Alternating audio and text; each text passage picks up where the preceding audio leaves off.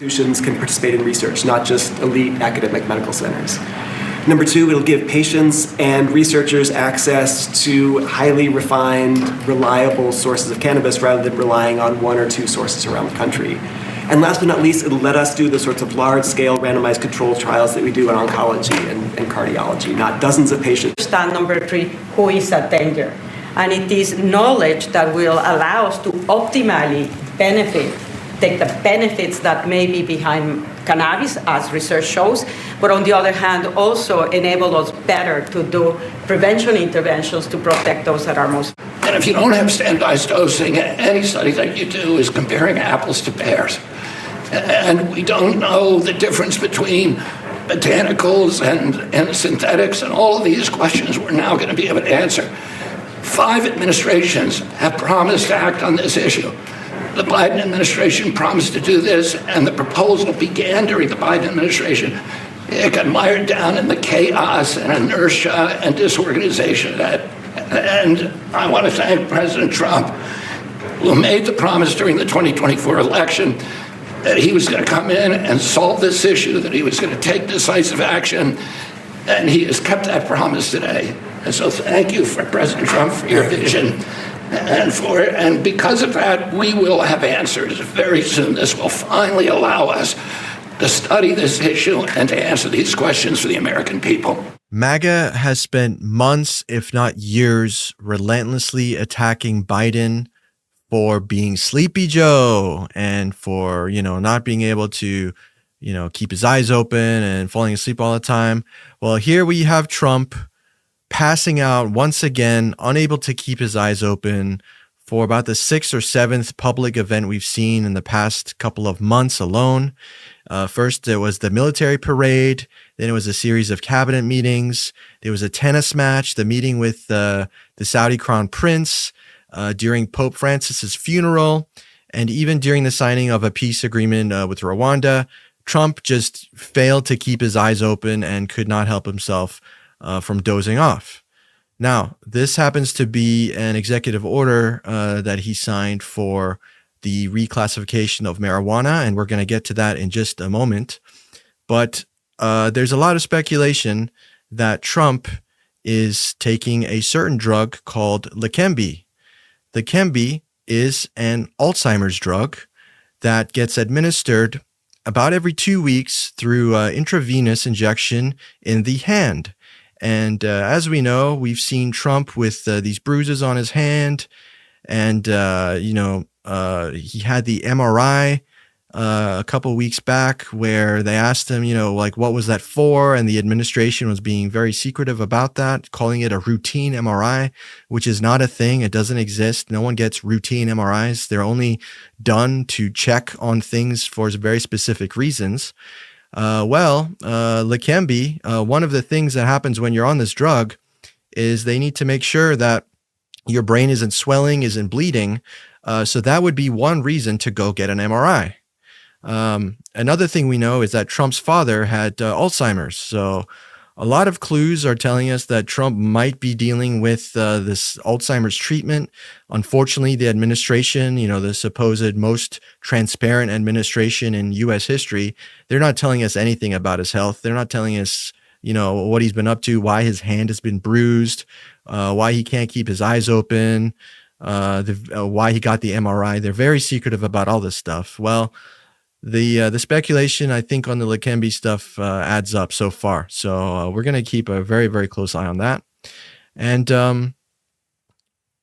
as far as the marijuana stuff, Mike, what do you make of Trump signing this executive order to reclassify marijuana from Schedule 1 to Schedule 3? Overall, I think it's actually a good thing. This is something that feels weird to say, but even still, this seems to have been something that even RFK mentioned that this process was started during the Biden administration. They simply didn't get to finish it.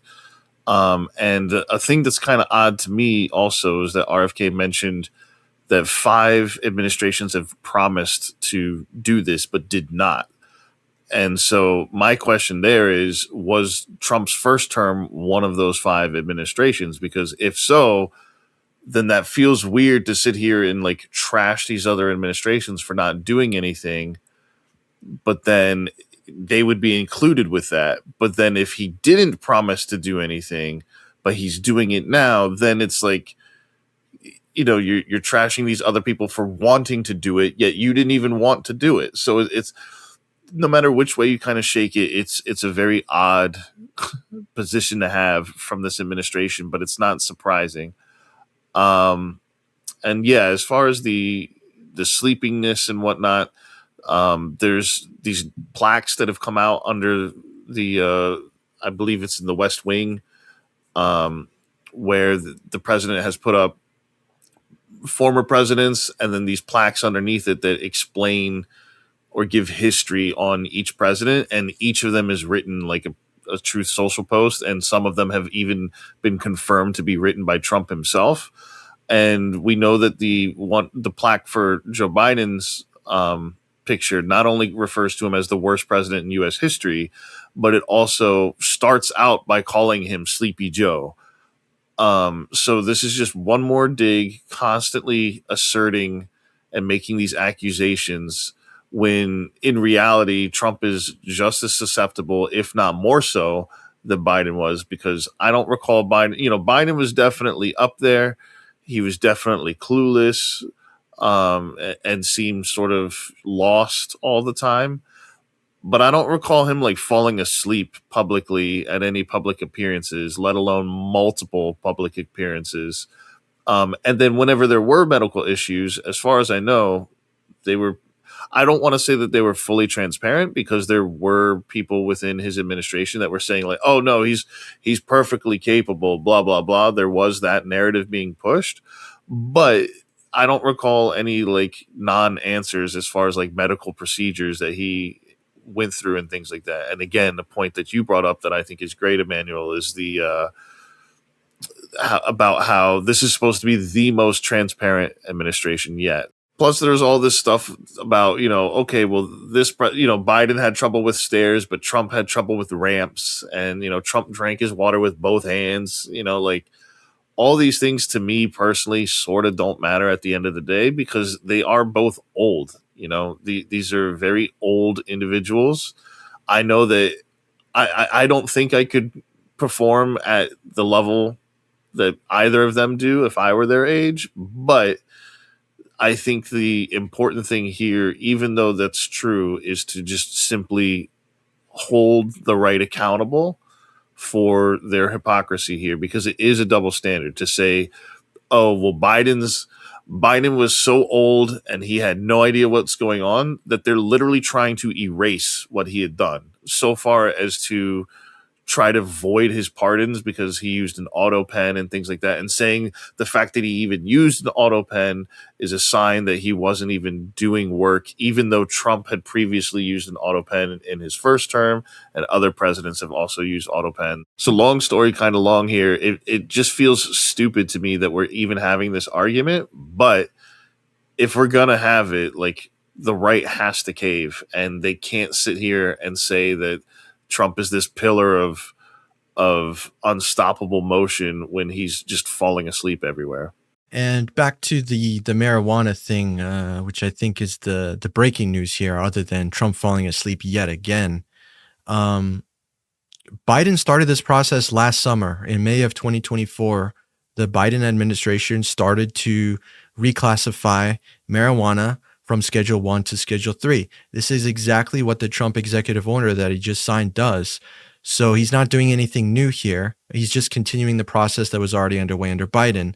But I think this seems like a great opportunity to take credit for that, which is kind of an odd thing for him, because he's always been against drugs his whole life. He's known to be the one who never has done drugs, never drinks, all this stuff. So it's like, clearly he doesn't believe in this being the right thing. Obviously, he's probably making some money from someone along the way, or he was bribed into this, or what have you. Because his morals don't indicate that he would want this to go through. I mean, he's lived his life as a sober person, so why would he want to make more drugs legal? Doesn't add up. So what does this executive order do? What does this new classification do? Well, a Schedule 3 drug is still illegal federally. You can't possess it, you cannot sell it, you cannot distribute it. So nothing really changes on that front. If you're caught with weed, nothing changes, under this new law. However, now it's a bit more open to scientific research. So I guess more studies can be done on marijuana, and it might just be that little tiny step forward that we need to actually finally make it legal and fully decriminalize it. Which, one could argue this has to be done first. And if so, fine, let it be. And that's at least one tiny positive thing we can say about this. But in the grand scheme of things, I think it's a big issue that Trump is probably on this Alzheimer's drug that we've been talking about, Leqembi, because I think I failed to mention at the beginning, but one of the biggest side effects is drowsiness, and that's exactly what he's exhibiting, and that's exactly where this speculation was born. So we'll have to keep an eye on that, and as we learn more, as always, we'll update you guys and keep you posted.